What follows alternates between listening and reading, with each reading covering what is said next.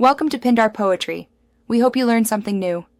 You start by opening Notification Center so you can access widgets immediately.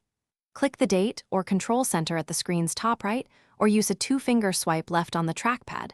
Doing this reveals Today view. Once it's visible, press the Edit Widgets button or long press an empty area to begin adding. Make sure your Mac is on Big Sur or later because that's required.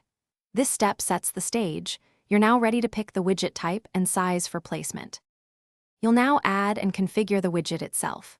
Click the plus in the top left of the gallery to open options, then search or scroll to the app you want.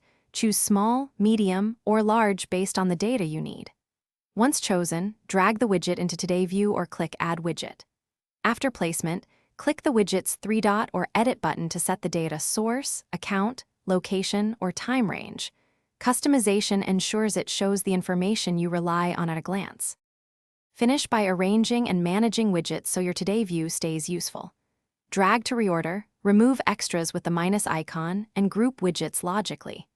If a widget displays blank or stale data, quit and relaunch the associated app, confirm widget permissions in system settings, and ensure network access where needed. If problems persist, restart your Mac, update the app or Mac OS, or reinstall the Widgets app. That last step usually resolves persistent faults. Thanks for watching. Consider subscribing if we helped you.